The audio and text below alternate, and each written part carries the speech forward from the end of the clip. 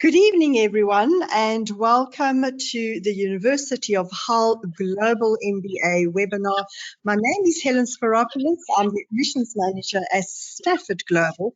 And joining me this evening all the way from the University of Hull is Dr. Geetha, who is the Programme Director. Hello, good evening to you, Dr. Geetha. How are you this evening? Yeah, doing all right. Good evening to all of you all. Yeah, I'm doing all right. Thank you very much for joining this webinar. A warm welcome from the University of Hull. Well, thank you very much. And I can see that we have quite a few applicants that have already joined us. I can see from Saudi Arabia, from Qatar, and also from Africa. So welcome this evening. How are we going to do the presentation this evening? So I'm just briefly going to chat to you about Stafford Global and who we are. I'm then going to hand you over to Dr. Geetha, who's going to take you through the program.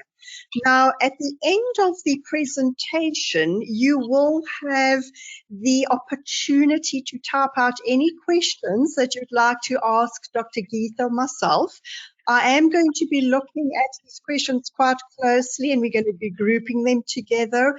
Please note that Dr. Geetha is going to answer all the academic-related questions, and I will be answering all the admission-related questions. Okay, so let's get started.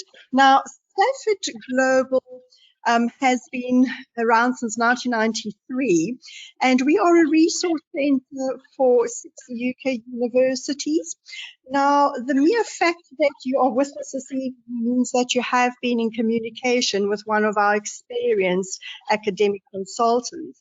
And our function really to assist you throughout the entire application process for the University of Hull Global MBA.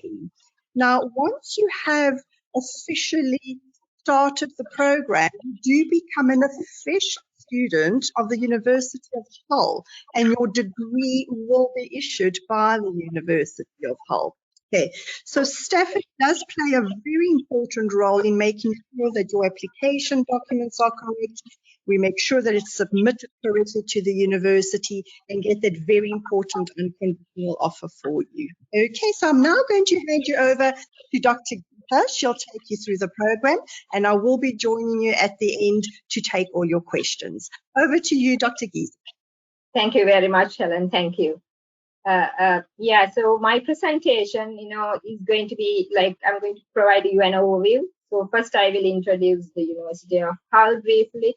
Then I will talk about why we are talking about the business school of the University of Hull. And then I will go into the Global MBA, and I will provide information about the Global MBA, how we developed it, and the modules, and the assessments, and the entry-level requirements, and importantly, our accreditation, and so on. So again, warm welcome to the University of Hull Global Online MBA webinar. Sorry, I might be sort of looking at different screens from time to time because I have some notes in one of the screens, and I'm controlling another screen here. So I'm Dr. Geetha Karunanayake.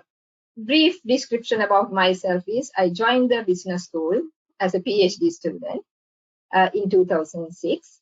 While doing my PhD, I did part-time tutoring. So once I complete my PhD in 2012, I joined as a full-time student. So I'm a product of University of Hull Business School. So I teach leadership and change management to undergraduate students and research methods module to part-time MSc HRM students. And I also teach qualitative research in social sciences to all the PhD students in the university. I do have PhD students whom I supervise. So my research interests are how our discursive practices construct myriad identities in the workplace. So I have been previously being the program director for business and management undergraduate program. Now here I am overseeing the Global MBA program. Actually, in this program, Global MBA program, we have nearly 100 students within 1 year. So why University of Hull? The University of Hull is proud to play a leading role in the educational, social, and cultural development of our unique city and region. The strong sense of place remains at the heart of our identity. We are the 14th oldest university in India. We are driven to pioneer creative change for environmental sustainability and social justice through the talent and dedication of our people. And with our strong sense of place, we will shape a fairer, brighter, and carbon neutral future. We actively engage with academic institutions, key businesses, industries, and also with charities to realize our vision and mission. We are agile and we are proactive in setting high standards. He's left me as the principal co-host. Don't do anything. I've got a bad connection. We challenge ourselves and others to deliver meaningful progress with tangible outcomes. We are future focused. We are future facing. We continuously develop and follow the best practices across all areas of our activity. We diversify our portfolios by working with valued partners to prioritize, design and deliver programs tailored to meet economic and social needs locally, nationally, and globally. The university has more than 16,000 students and around 2,500 employees, 1,000 academic staff. We value inclusivity and we help and every student and staff to achieve their full potential with a personal supportive approach. So what is happening is that she's my connection Hull University School. The business school belongs to a large family combining law and politics. Yes, our accreditations are. I think the recruiters are finding to tell me that it's something. It received gold standard in 2023. That is last year. TEF means Teaching Excellence Framework in the UK. The gold is the highest award possible for the quality of our undergraduate students' experience and outcomes. The signal of our students, a tremendous achievement for our university. We are a leading UK business school. Have internationally recognized accreditation from the Association of MBA, that's called, the abbreviation is AMBA. We also have accreditations from the Association of Advanced Collegiate School of Business, the abbreviation is AACSB. These two accreditations are held by fewer than 5% of the world's 13,000 business programs. Our AMBA accreditation is recognized as the gold standard by the employees across the world. This represents the highest standard of achievement in our postgraduate executive business education. On the other hand, our AACSB accreditation demonstrates our commitment to continuous improvement and advance in the highest quality degrees. These accreditations ensure our dedication to developing the talent and skills that today's business leaders are looking for. I will later talk about CMI accreditation. So the business school inspires and challenges our students to make a some sustainable impact in businesses and in society. We equip managers and business professionals to succeed in a fast-changing and interconnected world. We maximize the connection between excellent research, teaching, and learning across all disciplines. We work hard to approach our teaching with real-life, hands-on experience, which we call it authentic business learning. As I said, I'm proud to be a student and as an academic of the business school. We believe in all our students and their ability to create a better future. Now I'll talk about our Global MBA. Recent world events you all experience demand a seismic change in the way we live and engage in business. After COVID-19 pandemic and with the fourth industrial revolution, successful organizations across the world have become more innovative, creative, and resilient. To face these tough challenges, we need inspiring and knowledgeable leaders to take their organizations to the future in a more ethical and social responsible way. Therefore, the business leaders need to understand not only the business functions such as strategy, marketing, supply chain management, finance, and other operational competencies, but their awareness and responsible behaviors to support employees and wider stakeholders is essential. So after undertaking a wide market research and also with consultation with AMBA accreditation, our students and our MBA advisory board, we developed a future thinking MBA. So this is a global MBA which incorporates cutting edge academic thinking with best practices.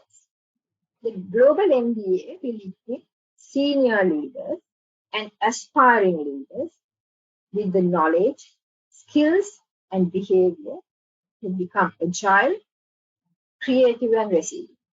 This is a new MBA for a new world.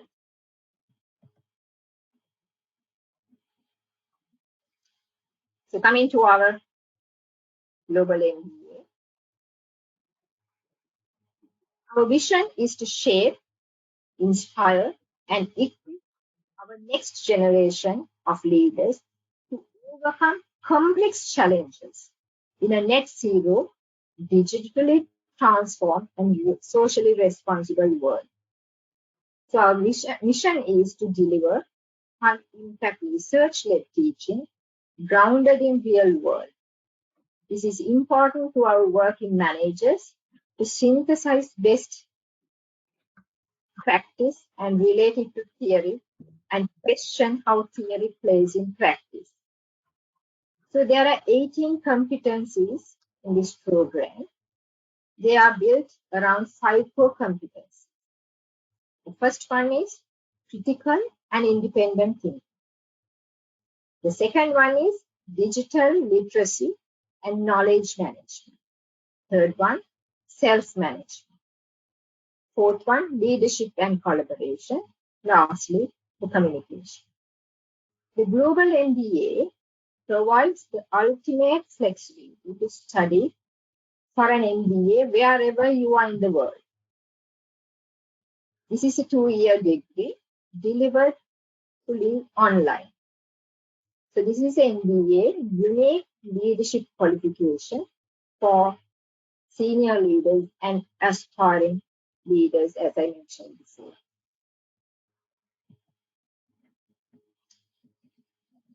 So coming to the entry-level requirements, the applicant should have an undergraduate degree, preferably a 2-1, that is second or above, first class,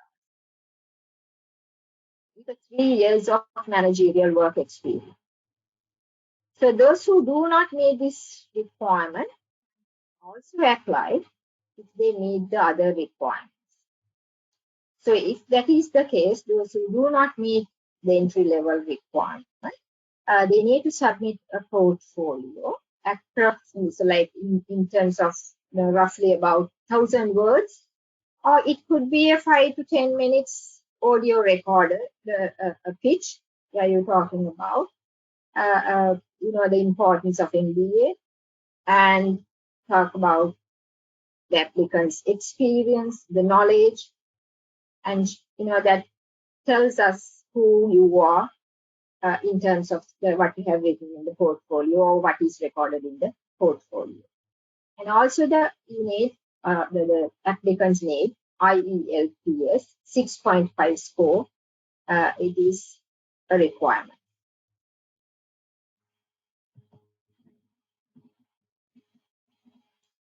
This is a part-time program, as I said, delivered fully online. As mentioned, the program is designed to enable students to give flexibility to fit in their studies around the work and other commitments. The three big ideas that shape our vision, which I briefed before, are leading responsibly. Second one is embracing disruption and complexity in the world of work, which we experience on a daily basis, however. The third one is the power of network. These three ideas form the core that our modules are built around. So we have industry expert speakers delivering sessions. We have innovation workshops.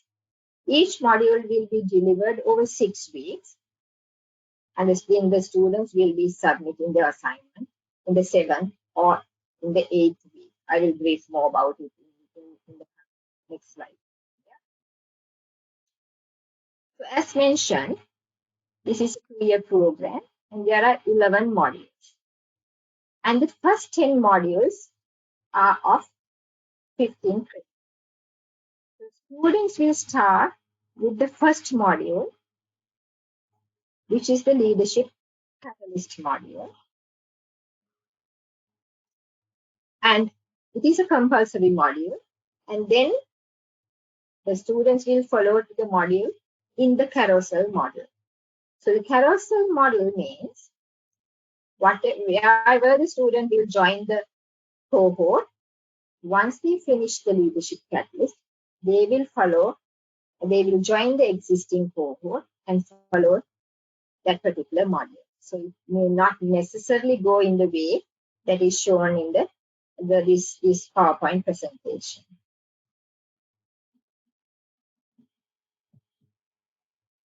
Yeah.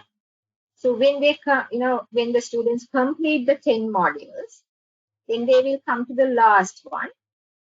That is the project and consultancy module, which is of 30 credits, where they undertake a small piece of research in their particular organization, and they apply whatever the things that they have learned from the previous 10 modules and see how the theory actually works in their particular workplaces. They identify certain issues and try to find solutions, or sometimes they identify what's going on in their organization. So it's a small piece of research, a consultancy project, which they undertake, which is of 30 credits.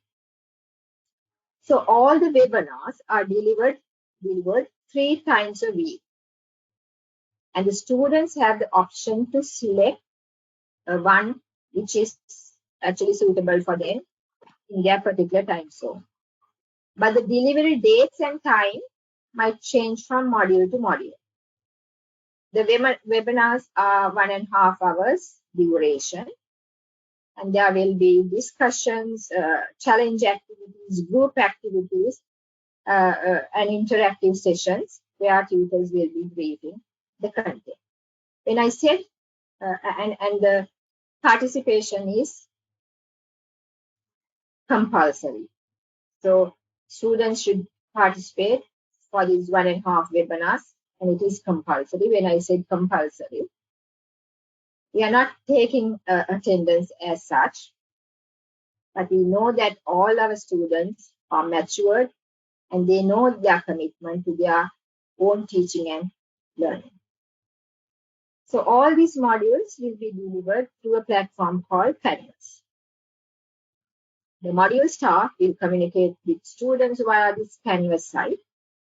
So the students will have the Canvas site for each and every module, where they can see all the teaching and learning materials for each session. So they have these independent activities, challenge activities on the Canvas site where they can go and engage in those activities. We have a strong teaching team who are experts in their subject matter to deliver these modules. Coaching sessions and innovative workshops, as I mentioned, are embedded to the module, which are unique attributes of our program, because we think the leadership is, it's a continuous development. So we have embedded coaching, innovation, workshops into the program. As I mentioned, the students will have 6 weeks of teaching per module, and then in the 7th week or the 8th week, they will submit the assignment. So you can see 11 modules should be completed within 2 years.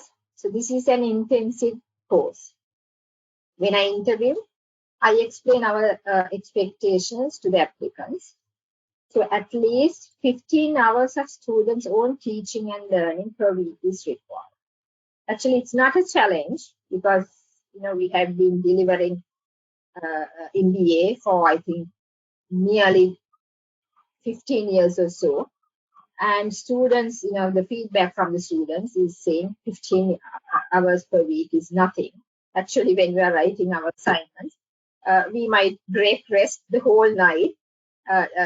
Probably the whole Saturday and Sunday, we will be writing the assessments. So 15 hours per week is sometimes, it's nothing like, right? So it is possible.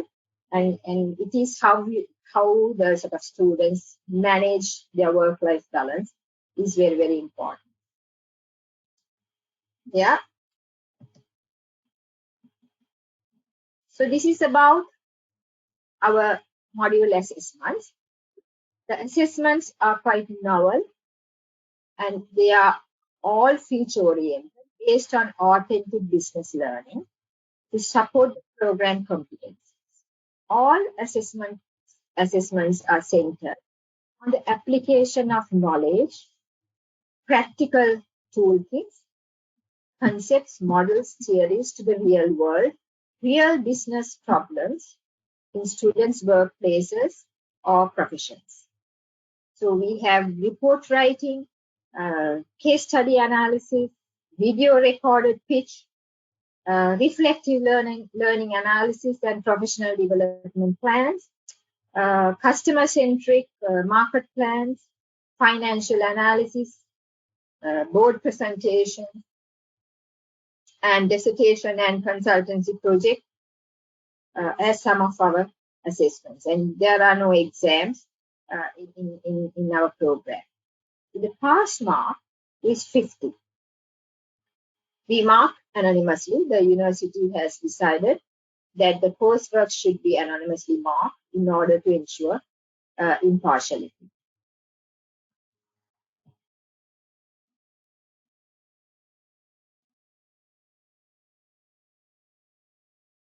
So leadership accelerator, what that means is, so AMBA for our MBA focuses not just on the development of knowledge and skills, but the development of soft leadership behavior and psychologies through self-reflection. We call this leadership accelerator. This is essential in taking leaders on a transformational journey to realize their full potential. The leadership catalyst module, leadership psychology, and leadership springboard are 3 important milestones for our students' leadership journey. In the leadership catalyst module, the students will be focusing on themselves and try to understand who they are, and they plan for the future, like how they plan their future career aspirations. In leadership psychology and behavior module, they will be looking into more, get more understanding about how to work with others and how to understand others and what issues they will encounter when they are working with others. The final stage at leadership springboard, where they critically reflect the journey which they had with us for the 2 years, and then they plan their career ahead.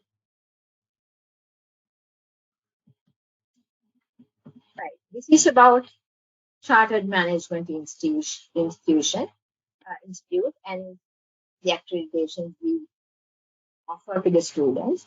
The successful completion of the MBA means our students will earn a postgraduate degree and also level 7 qualification.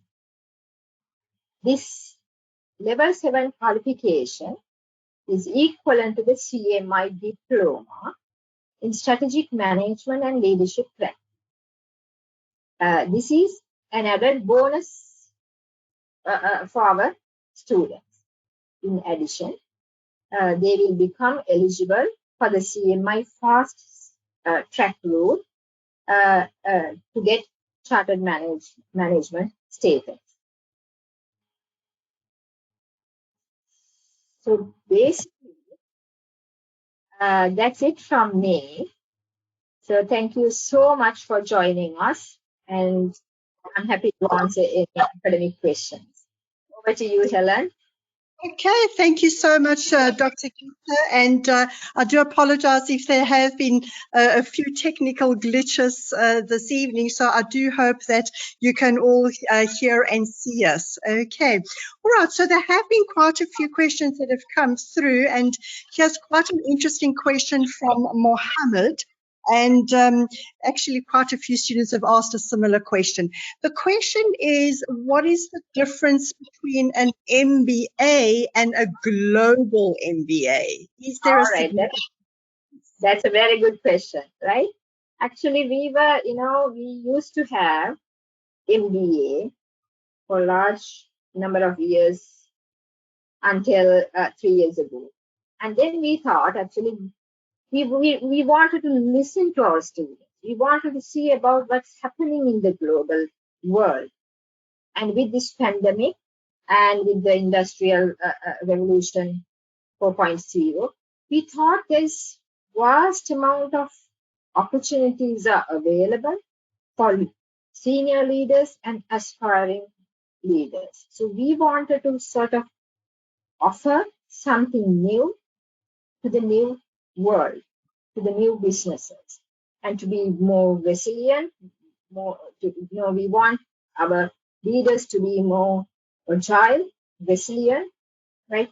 To become change agent, to become more socially responsible and ethical, sustainable leaders, which we need in our today's organizations and in the future. Therefore, we thought of we need to transform our program. We listened to our AMBA accreditation. So we thought we need to think about what are our customers looking from us? What can we offer to our customers, to our future students, for our future leaders? So we transformed, as I said, we did a large amount of focus groups with our alumni, the previous students, and different stakeholders, and our MBA advisory board actually, gave a lot of insights about how the new MBA should be focused, what we should focus on.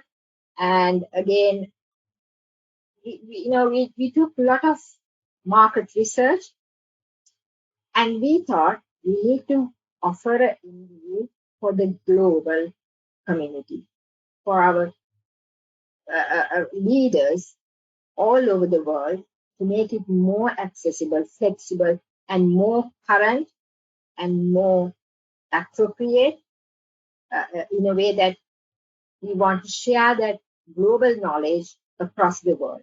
So all our modules, if you see, they are novel. They embed sustainability. They talk about net zero carbon neutral future and being ethical and social responsibility. And if you see the modules such as for example, just let me see the modules there. All these modules, marketing in a disruptive digital age. We are not just talking about marketing as a function, but we want to talk about marketing in a disruptive digital age because of this fourth industrial revolution. There's vast amount of booming and changes are happening in the environment. And again, global economic environment. We are not talking about just economic environment. We are talking about global economic environment. So again, the digital leadership accelerator, leadership psychology. There's very little understanding about the psychology of leadership. The emotional intelligence, mindfulness, right? And then about accounting finance. It's not only the sort of functional aspect, but we are talking about accounting finance and corporate social responsibility, right? The responsibility of our ethical obligations in accounting and finance, how we produce reports, how we communicate our status about our financial situation, right? And our obligations to our stakeholders. Again, strategy making in a complex world. We are not thinking about strategy as something that we do from sort of which we take it from A to B, but it is a process, and it is thinking about the complexity of the world.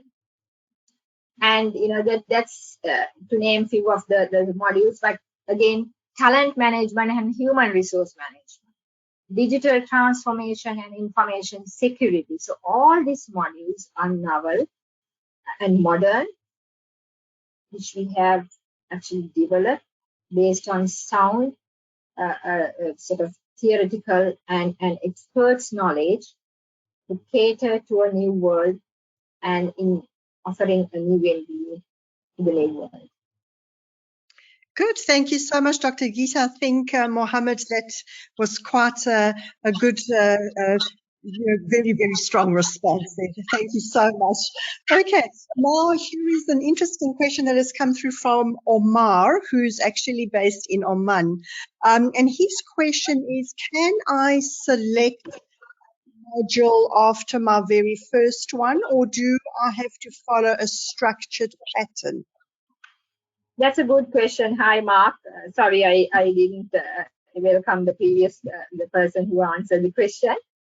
Mark, so for example, we have 3 intakes per year. So we have January intake, May intake, and September intake. When you join an intake, the first module is the leadership catalyst. It is compulsory. Okay. And then, say, for example, if I sort of go back to the slides, let me go back to the slides. Yeah. So, say, for example, you go to the leadership accelerator, leadership catalyst module, which is compulsory. So, depending on where you join the program, says, for example, if you join May, you not necessarily go into global economic environment, but you might study strategic making in a complex world, if that is the module that the previous cohort is undertaking.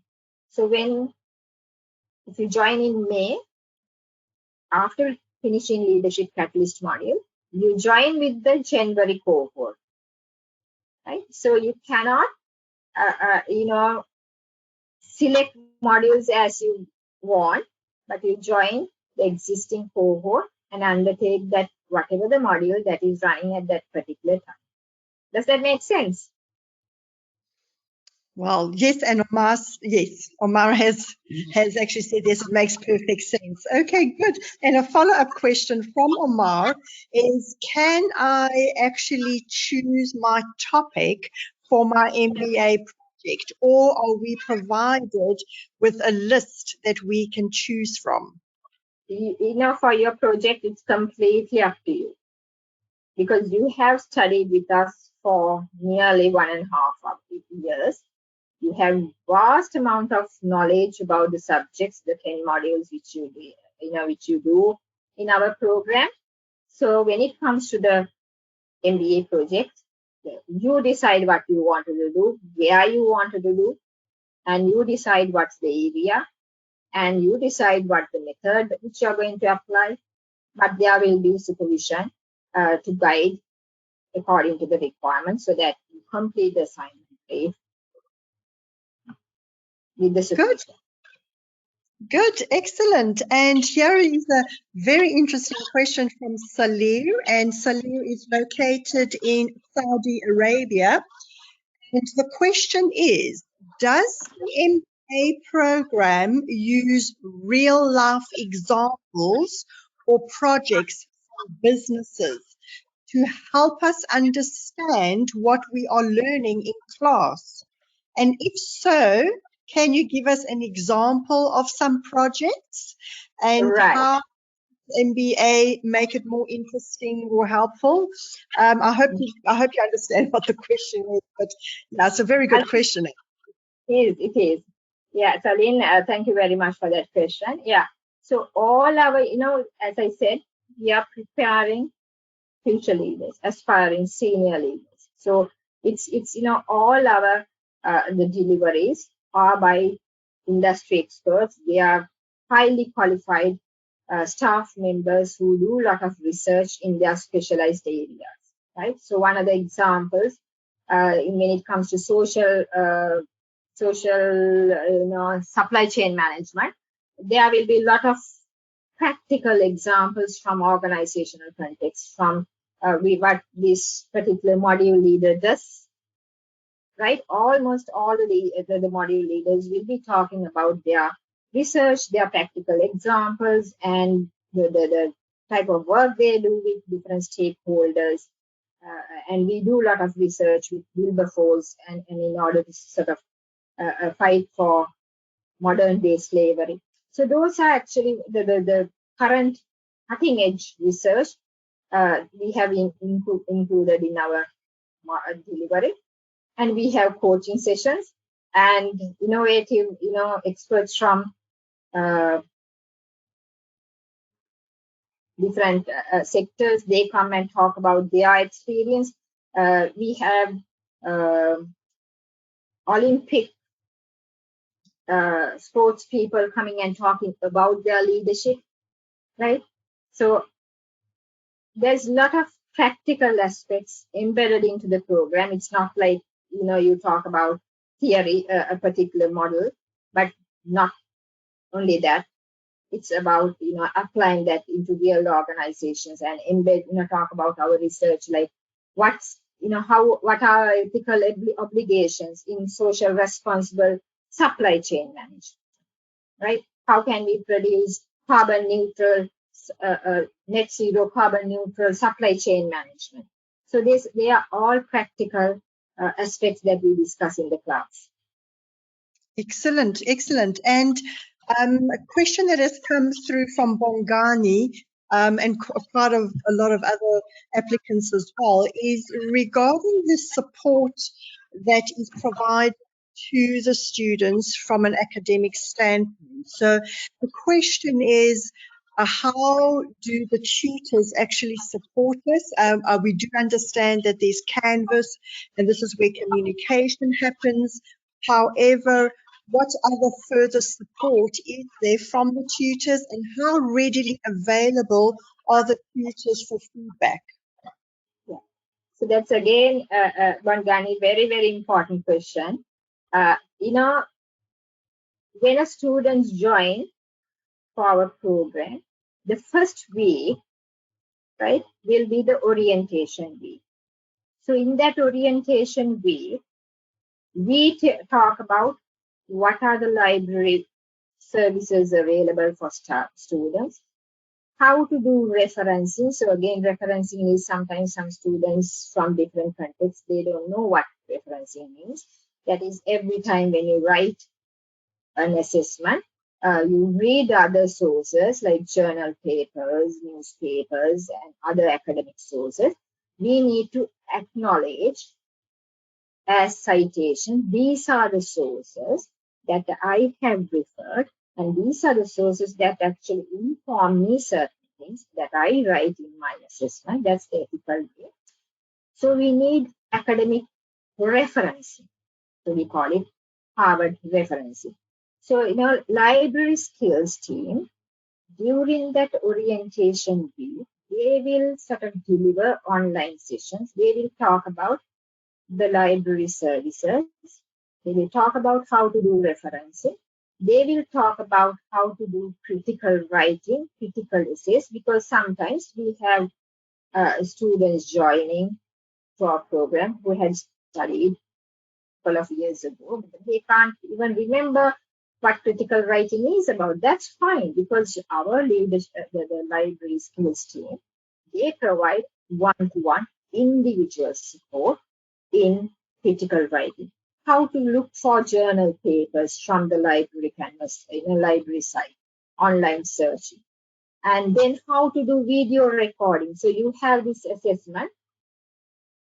For example, you know, strategic making in a complex world. That assignment is 10 minutes video, sort of video recorded pitch. How do you pitch and form strategies in your company? So you have to record it, 10 to 15 minutes recording. So students coming from different parts of the world, they don't know how to use this technology.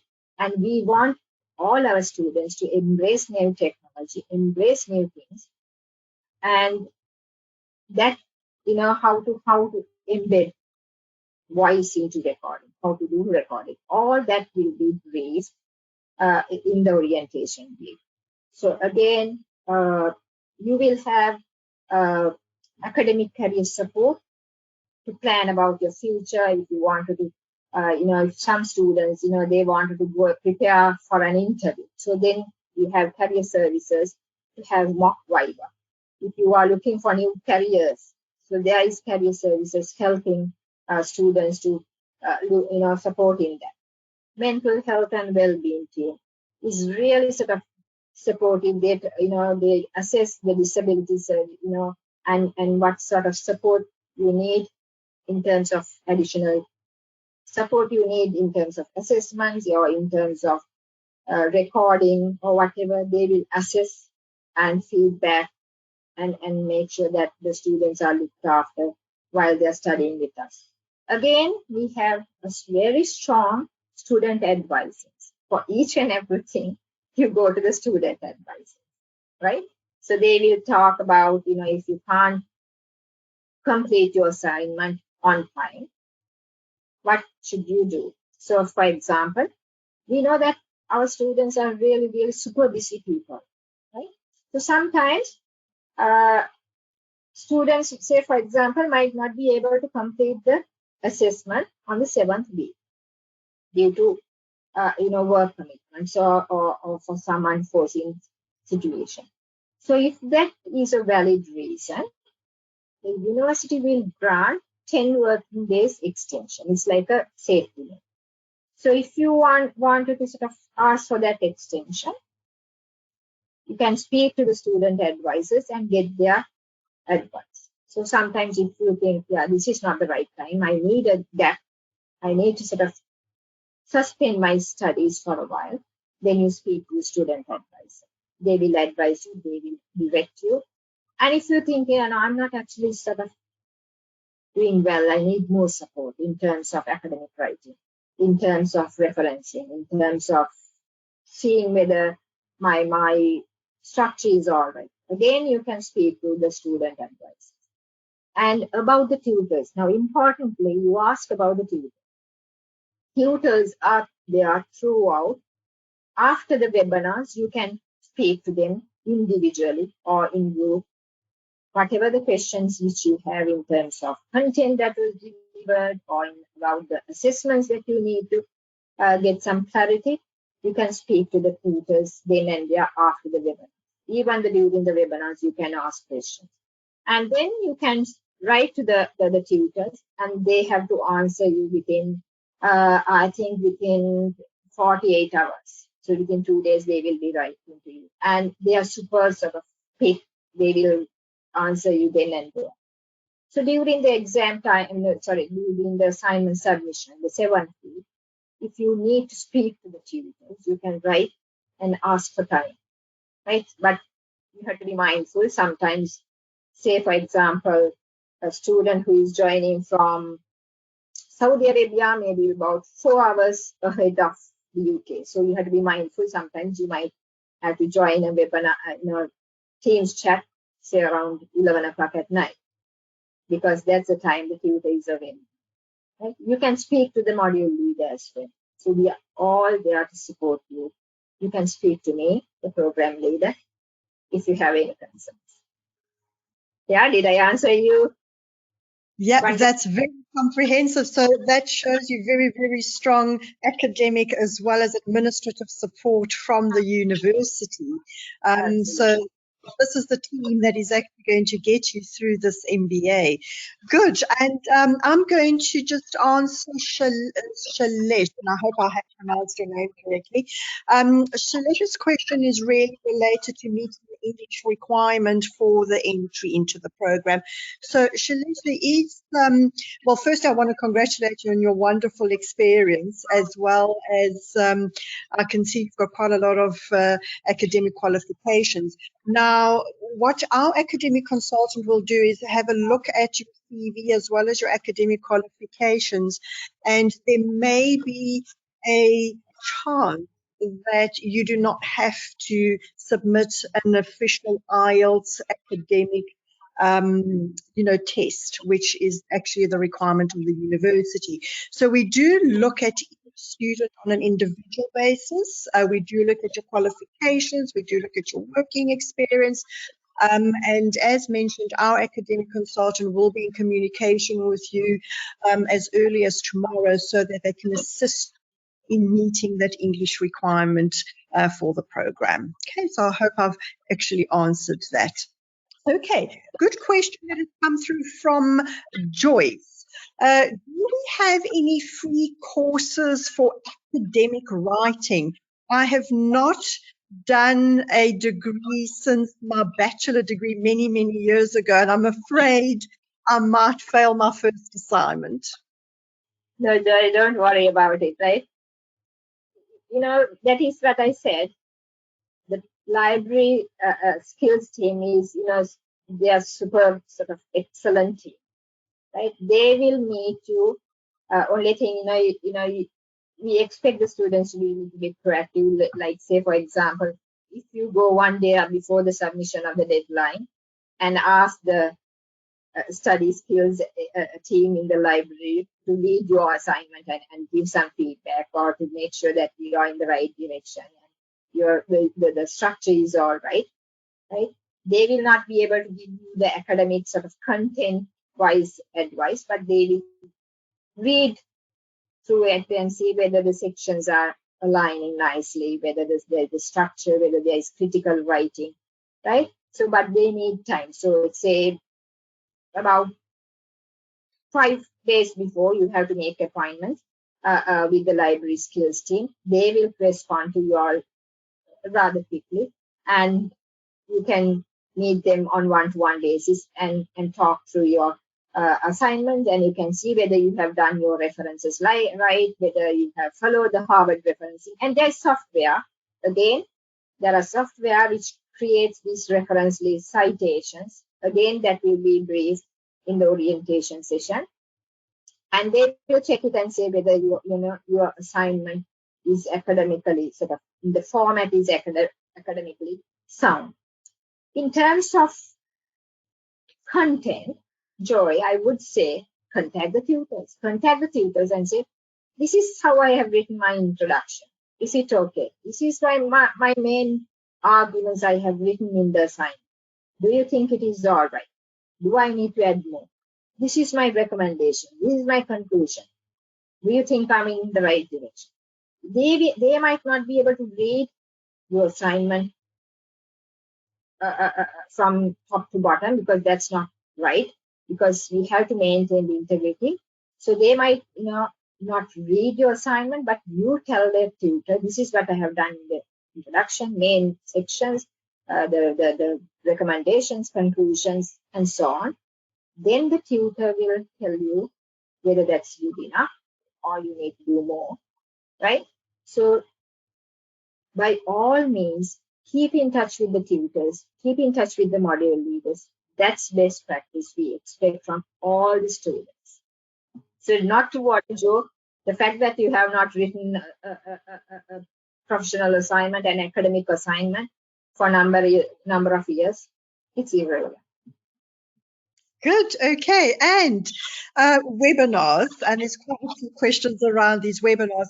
In the event that I cannot attend the webinar, will this be recorded?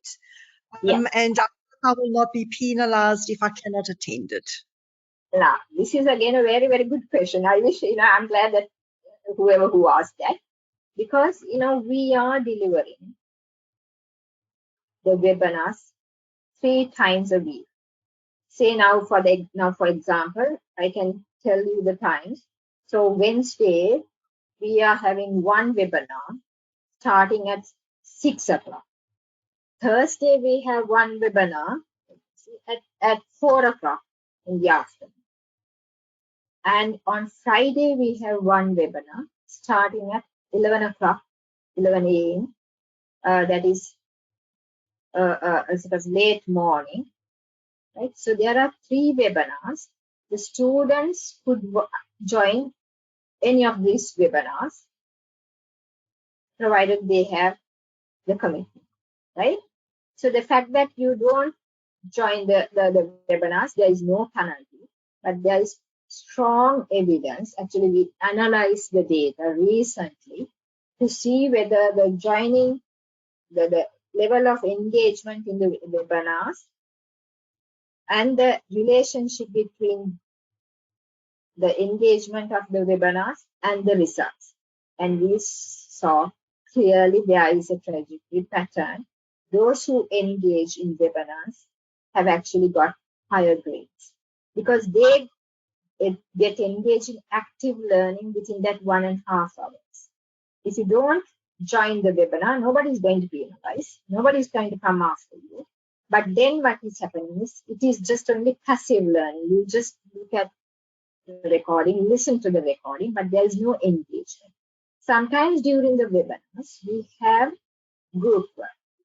If the students do not join the webinars, actually that's a disadvantage for the students who join the webinars because they can't do group work if you don't have substantial amount of students joining to form into groups. Say if there is only 5 students joining, for example, there will be very, very limited interactions, and there will be only one cohort who is doing the group work, so which is not fair. But if we have, say, 30 students joining the webinars, yes, we can have 6 sort of groups who could talk about their findings, what they do, and the discussion and the learning will be very much active than the passive, just listening to the recordings, right? And again, the next question is, will they be recorded? Yes, they will all be recorded, and you have the access to all the recordings. Excellent. Excellent. So highly recommended that you do try and attend some of these webinars to assist you through your program. Good. And a lovely question has come again from Mohammed. Can you tell us more about the optional face-to-face events in the UK?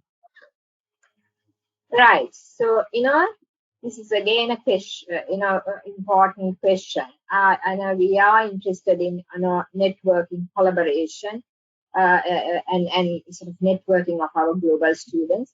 So there is possibility. Now, this is good news, right?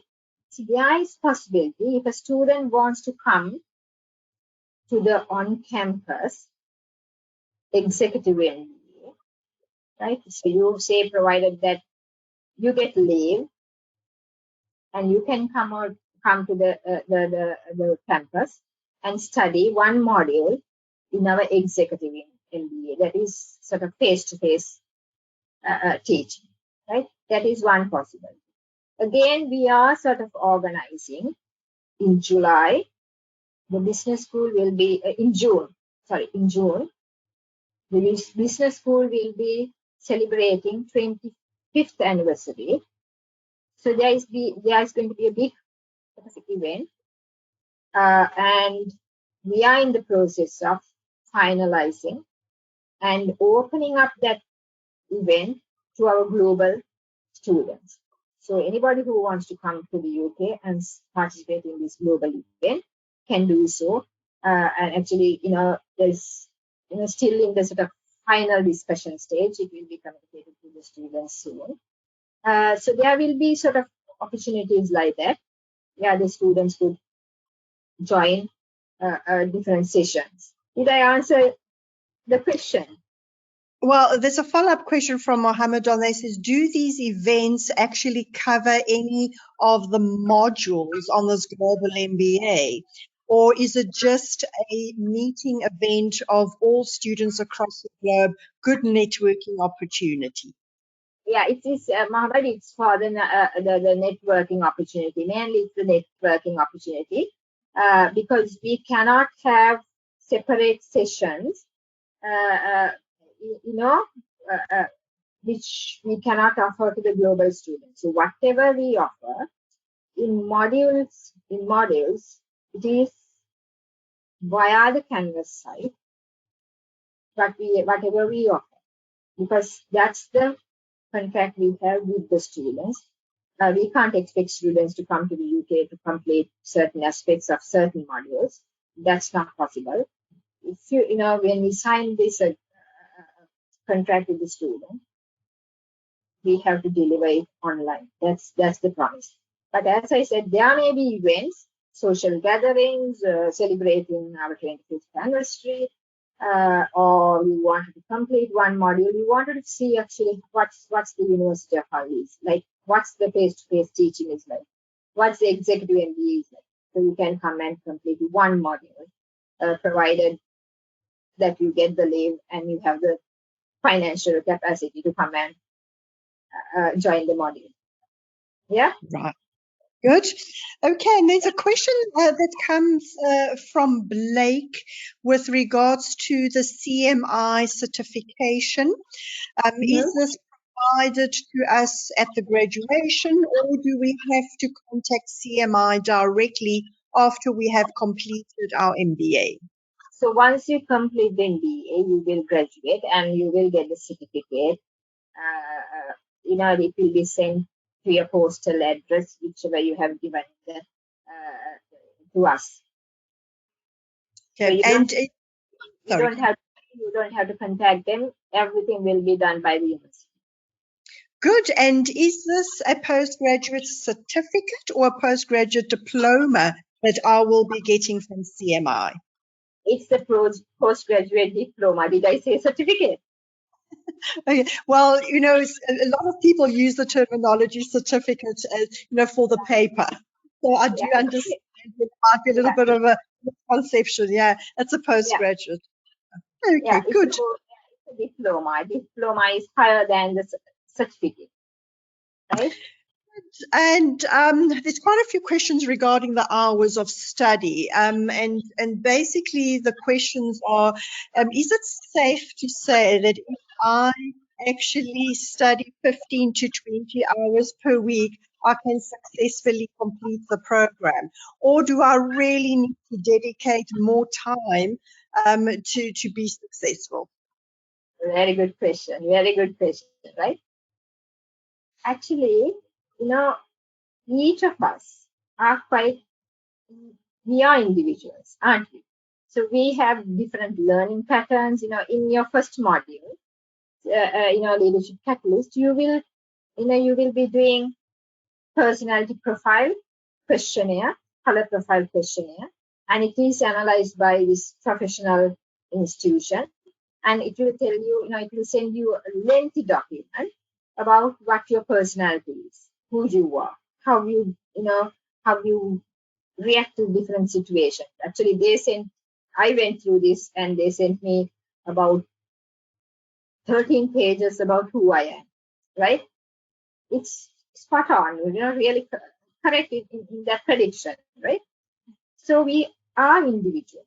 So for example, for some student, for a student who had done accounting and finance before at undergraduate level, might need about 7-8 hours per week because of prior knowledge.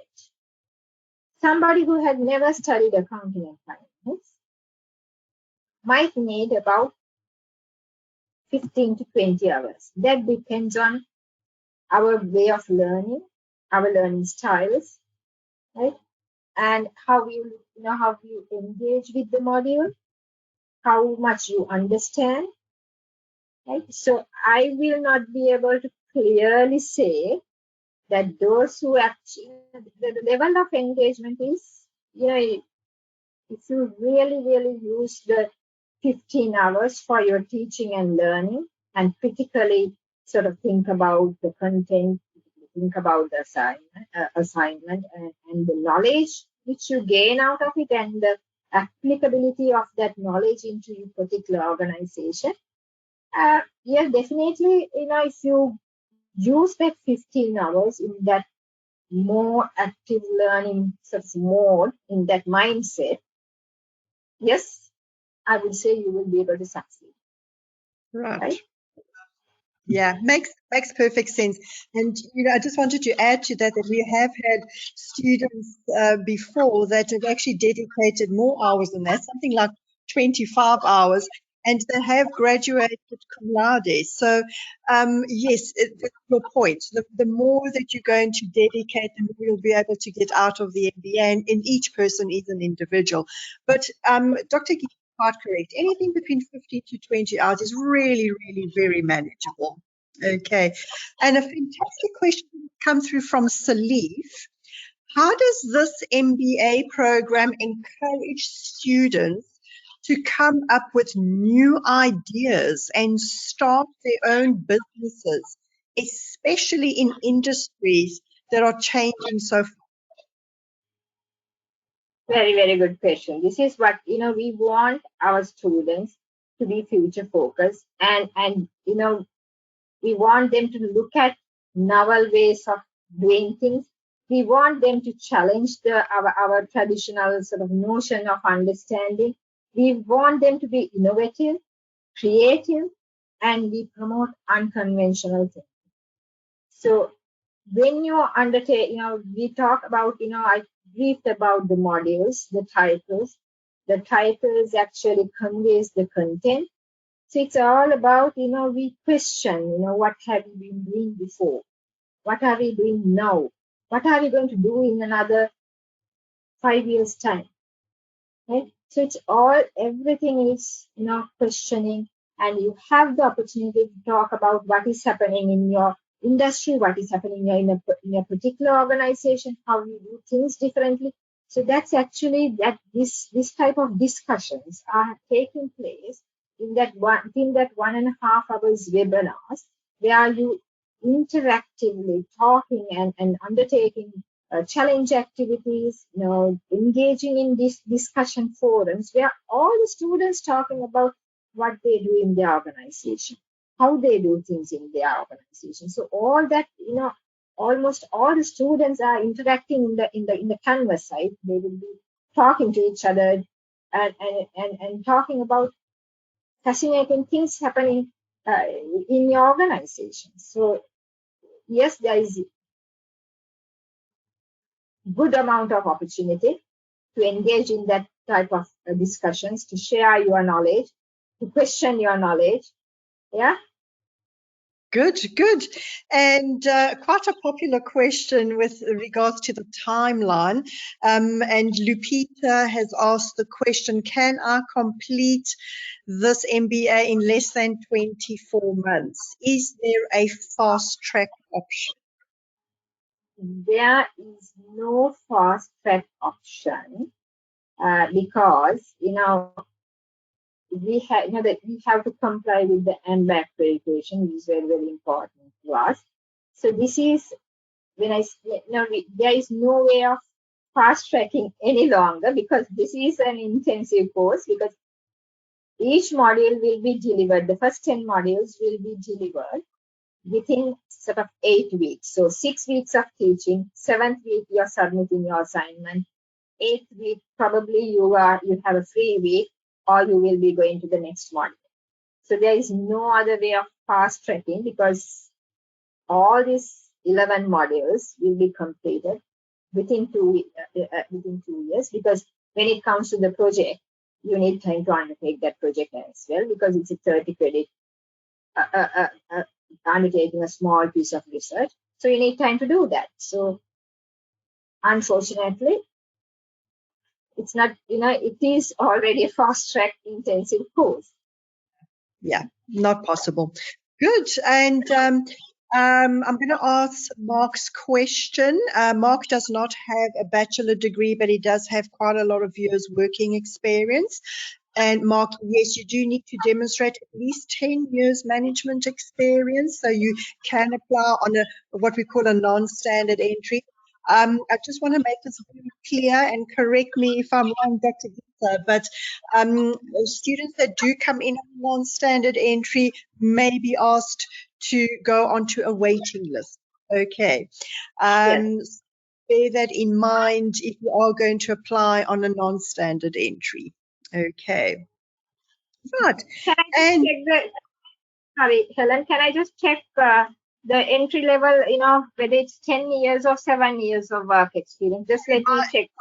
you're quite correct, Dr. Geetha. My apologies. It is 7 years. It's 7 years of management experience. So Yeah. I do apologize for that. It definitely is. I'm just so used to the students that do come through with wonderful, wonderful years of experience, and a lot of them do have more than 10 years. So yes, it is 7 years. Thank you so much for that clarification.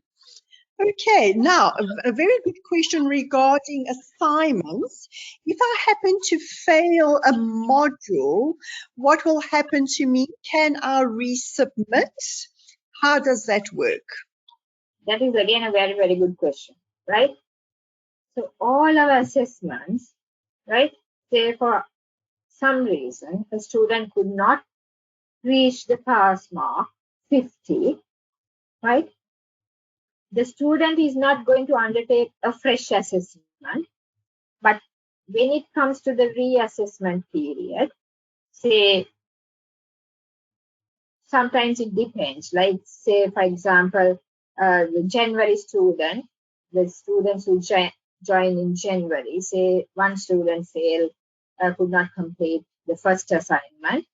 The repeat assignments will take place somewhere in April, right? So there is a sort of gap where the student can absorb what the student had missed, and had the opportunity to speak to the module leader and see what's the sort of feedback. So there will be a lot of feedback, what needs to be done. And the student who could not pass the module, they will be completing the same assessment and incorporate all that feedback that was given by the marker and resubmit it when it comes to the reassessment period. So it is possible to resubmit by working on the same draft and get through the module in the reassess. Excellent. And we have two last questions. One from Joyce. What is the advantage of a global MBA versus an MBA with a specialization? Could I know some information about what you mean by MBA? I think what Joyce is mentioning here is the global MBA doesn't have a specialization. For example, an MBA in finance or MBA in health. So he wants to know what would probably be the difference between the whole global MBA MBA as opposed to something that has got a specialization? So, what I can say, I can see the point that you're asking. So if you have an MBA in finance, then you are specializing finance. So you are narrowing down your path into finance, right? If you are specializing in economics, if that is the case that you are referring to by saying specialized MBA, actually you are narrowing down and going into deep and specializing in one area. Now, global MBA is not like that. This is what the organizations are looking for. That overall, all-round sort of person who is have the skills, knowledge, and competencies to talk about strategy, talk about global talent management, talk about marketing in a disruptive digital world, understand the disruptive technologies, right?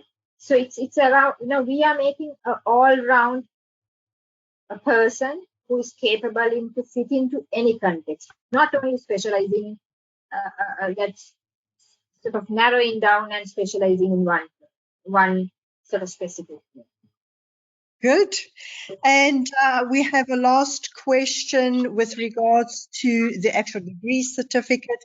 Does it state online distance learning on my degree certificate? Very, very popular question, and a lot of students have asked this. Yeah, I think it is the case, right? Helen, I think it is the case. It says the Global MBA. It doesn't say online, but it says Global MBA. That's quite correct, Dr. On online distance learning. No, you would get the same degree certificate as if you were on campus doing it as a full-time student. And just a follow-up question to that, yes, you will be invited to the graduation at the university. So you will be able to graduate with all the other students that you've been studying with, as well as full-time based students as well. So yes, you do have the opportunity to go and graduate at the university. Okay, good. So Dr. Geetha, I have managed to actually group all these questions together. And I must say there have been some very, very interesting questions that have come through this evening. Thank you so much for joining us. And it was wonderful, again, seeing you, Dr. Geetha. I just want to sign off by saying that we still have the opportunity to submit your application until the 13th of May for this program.